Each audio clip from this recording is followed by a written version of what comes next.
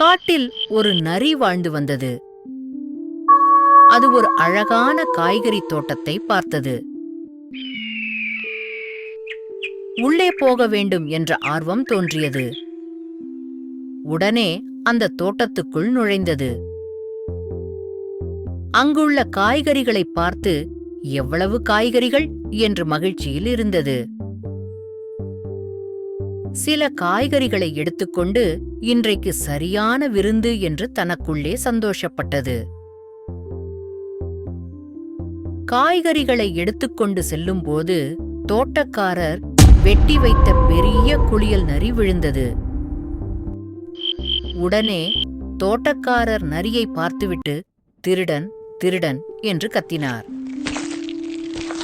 திருடன் மாட்டிக்கொண்டான் என்று கூறினார்.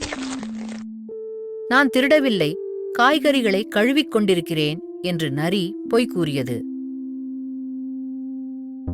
அப்படியா, நீ திருடவில்லையா என்று கேட்ட தோட்டக்காரர், இன்றைய நாள் முழுவதும் தோட்ட வேலைகளை நீதான் செய்ய வேண்டும் என்று உத்தரவிட்டார்.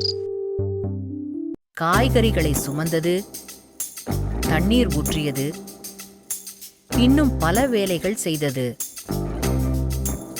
அனைத்து தோட்ட வேலைகளையும் செய்த நரிக்கு மிகவும் சோர்வு ஏற்பட்டது. சோர்வில் அங்கேயே படுத்துவிட்டது. தோட்டக்காரர் வந்து, உனக்கான தண்டனை முடிந்துவிட்டது, நீ செல்லலாம் என்றார். சில காய்கறிகளை நரிக்கு கொடுத்தார்.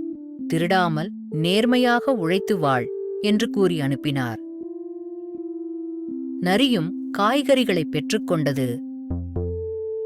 தோட்டத்தை விட்டு வெளியே வந்தது. காட்டை நோக்கி புறப்பட்டது. இந்த கதையிலிருந்து நாம் தெரிந்து கொள்ள வேண்டிய நீதி என்னவென்றால், ஏமாற்றாமல் நேர்மையாக உழைத்து வாழ வேண்டும் என்பதே.